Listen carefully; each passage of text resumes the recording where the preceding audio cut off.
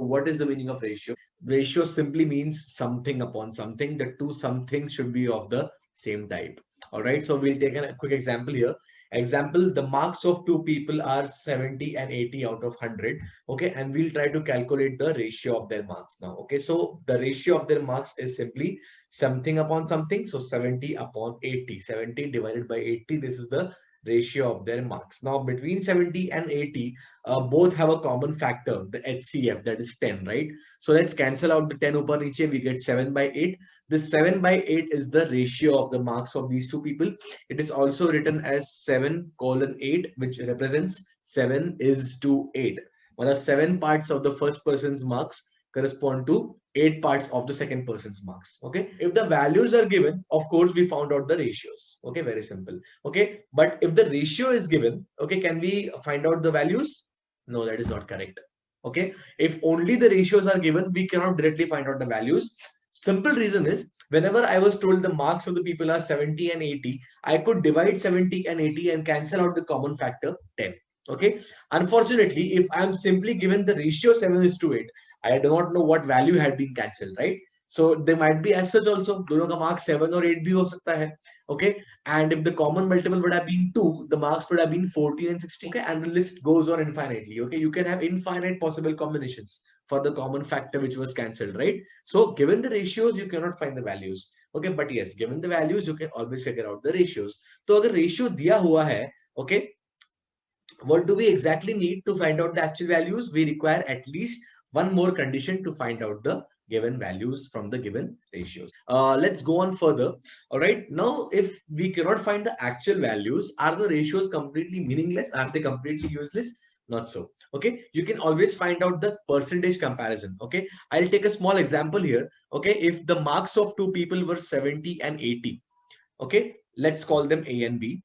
Okay, can we find out by what percentage is A score more than B? Of course, we'll discuss the concept of percentages shortly in detail, okay, in the upcoming classes. But right now, the difference of marks is how much? 10. And the marks of B are 80. Right? So basically, A scores 10 by 80 into 100. This comes out to be at 12.5%. So A scores 12.5% less than B.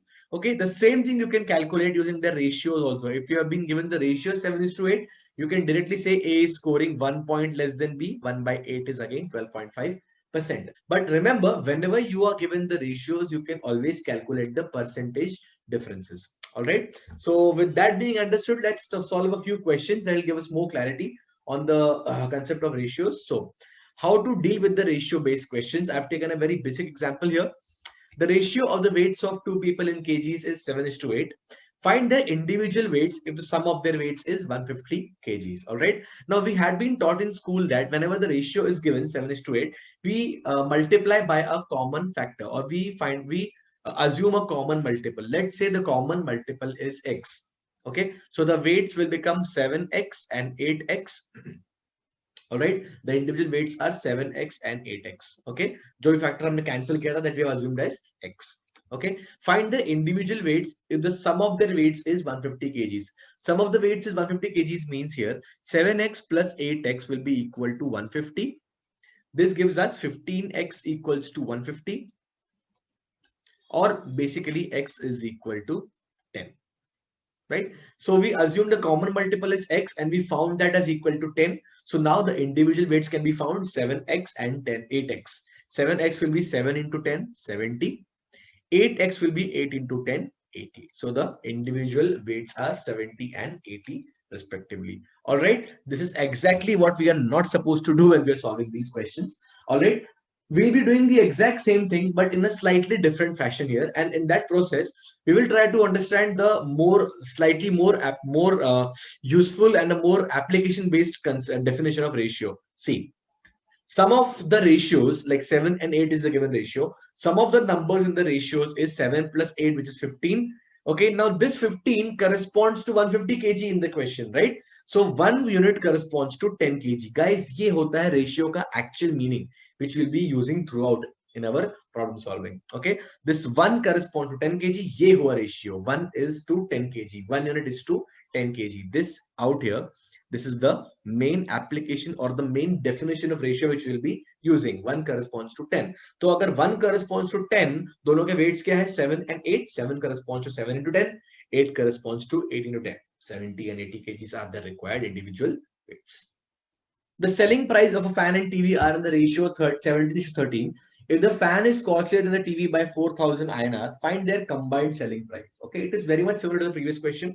Okay, you might make equation with the previous one, 17x, 13x, plus agar difference agar 4,000 hai, so sum 30x kitna ho jayega likewise. Okay, I'm doing the exact same thing that we discussed in the previous part.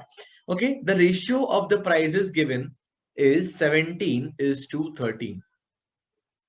Okay, for the fan and TV, the ratio is 17 to 13. What is the difference in the ratios, guys? The difference in the ratios corresponds to 17 minus 13, which is 4 units. 4 units question में किसके बराबर है? Question में ये 4,000 INR के बराबर है. So 4 units correspond to 4,000 INR. Then the total 17 plus 13, 30 corresponds to? Yes, the answer 30,000 NR. Okay, so we go on to the next question now. The ratio of salaries of A and B and C are 2:3 each. Okay, that means ratios of A and B is 2:3 and B and C also is 2:3. Notice that B is the common person here. B ka ratio is given in both of them, right? If the combined salary of all three is rupees 3,42,000, then find the difference of the salaries of A and C. All right. So combined salary of all three is given to us. Okay, but the difference is required. Okay, so what we will right now do is from the given information 2:3 for both of them, we'll try to find out the combined ratio of salaries of A, B, and C. Okay, then we use the property of sum and difference and accordingly get the answer. Right. So if you observe carefully, यहाँ पे the ratio of A and B is given 2:3, right? And the ratio of B and C also is given as 2:3. All right. Now B being the common component here, B का जो value है units का should be same in both of them, and that is exactly how we make the ratio uniform, right? So if you observe carefully, B corresponds to 3 units here, B corresponds to 2 units here, 3 and 2, the least common multiple LCM is 6, right? So to make the value of B 6 in both of them, we multiply the first ratio with 2 and second ratio with 3. All right. On doing that, the first ratio will become 4:6, right? And second ratio will become 6:9. Okay. Now the quantity of B is uniform, 6 in both of them. So we can combine all these and say that the ratio of salaries of A, B, and C is 4:6:9. Got it? Now things are very, very simple. The total salary has been given to us as 3,42,000, but this is nothing but 4 plus 6 plus 9. Right? So 4 plus 6 plus 9, 10 plus 9, 19 corresponds to 3,42,000. Now, what do they demand? They are demanding the difference of salaries, right? Difference of salaries of C and A are basically 9 and 4 ka difference, jo ki hai 5 points. So if 19 points corresponds to 3,42,000, then 5 points will correspond to what? Okay, you can cross multiply, you get the answer as 19,000. It's as simple as that.